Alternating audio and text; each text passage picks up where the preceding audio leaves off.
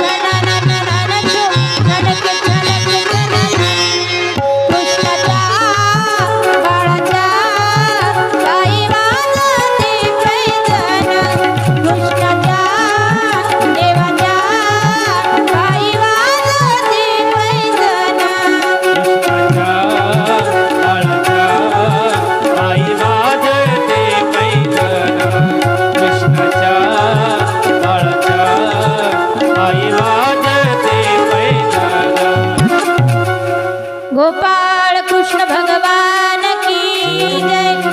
जय जय श्री राधे, जय जय श्री राधे, जय जय श्री राधेश्याम।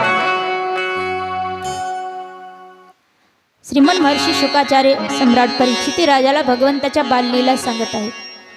परमात्मा अजून थोडे मोठे झाले। अंगणामध्ये गोपाळांसोबत खेळ खेळू लागले। अंगणामध्ये खेळत असताना देवानं कृष्ण अवतारातील पहिली खोडी केली ती म्हणजे माती खाली। देवाने माती का खाली? ब्रह्मांड घाटावर आज हे तुम्ही वृंदावनात जा त्या ठिकाणी ब्रह्मांड घाट नावाचं ठिकाण आहे। त्या ठिकाणी भगवान परमात्म्याने माती खाल्लेली आहे। तर देवानं माती खाली त्याचं कारण असं होतं की देव भक्ताने शुद्ध भावाने जे काही अर्पण केलं त्या प्रत्येक गोष्टीचा स्वीकार करतो। पत्रम पुष्पम फलम तोयम यो मे भक्त्या प्रयच्छती. भक्ताने काहीही पान फूल फळ हे जरी नाही घडलं, नुसतं पाणी जरी भक्ताने प्रेमाने अर्पण केलं तरी त्याचा स्वीकार करतो. मग परमात्मा अंगणामध्ये खेळ खेळत असताना त्या ठिकाणी धरती मैया प्रकट झाली. पृथ्वी माता प्रकट होऊन देवाला विनंती करतात की देवा, तुम्ही माझ्यासाठी या ठिकाणी अवतार धारण केला, माझ्या रक्षणासाठी. माझ्यावर जो पापाचा बोज वाढलाय तो नाश करण्यासाठी. पण मी तुम्हाला काही देऊ शकत नाही, माझ्याकडे तुम्हाला देण्यासाठी काहीच नाही. फक्त ही माती आहे जी मी तुम्हाला या ठिकाणी नैवेद्य समजून अर्पण करते. म्हणून पृथ्वी मातेनं माती त्या ठिकाणी देवाला नैवेद्य म्हणून अर्पण केली आणि देवाने त्याचाही स्वीकार केला. कारण भक्ताचा शुद्ध भाव परमात्म्याला आवडतो. म्हणून देवाने माती खाली. माती खाल्यानंतर गोपाळांनी जेव्हा यशोदा मैयाला सांगितलं, मैया आल्या हातामध्ये काठी घेऊन, कृष्णाला विचारतात. देवाने नकार दिला. तेव्हा मैयानं सांगितलं तोंड उघडून दाखव.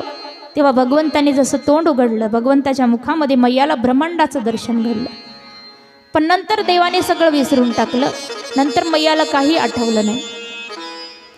परमात्मा आता अजून मोठे होतात थोडेसे आणि त्यांचे मित्रमंडळी यांच्यासोबत अनेक प्रकारचे खेळ खेळतात. एके दिवशी गोपाळांना घेऊन खेळत असताना देवाने त्यांना प्रश्न केला की गोपाळांनो, तुम्ही सगळे तब्येतीने असे बारीक का आहात? माझ्यासारखे असे पैलवानासारखे एकही दिसत नाही.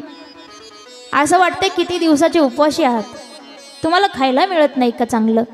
गोपाळ म्हणाले, कृष्णा, आमच्या घरी आम्हाला अंगात ताकद येईल असं चांगलं खायला प्यायला मिळत नाही. कृष्णानं विचारलं, तुमच्या घरी तर गायी आहेत, दहीदूध असेल, मग तुम्ही दहीदूध खात नाही का? गोपाळ म्हणाले, नाही, आम्हाला आमचे मायबाप खायला देतच नाहीत. आमचे माता पिता सगळं दहीदूध लोणी मथुरेच्या बाजारला विकायला घेऊन जातात, त्यामुळं आम्हाला ते काहीच देत नाही. देव म्हणाले, बरं ठीक आहे, तुमचे मायबाप तुम्हाला दहीदूध लोणी खाऊ घालत नसतील तर मी तुम्हाला खाऊ घालतो म्हणाले. गोपाळ म्हणाले, वा वा कृष्णा, किती मोठं मन आहे तुझं, तू तुझ्या घरचं आम्हाला खाऊ घालणार?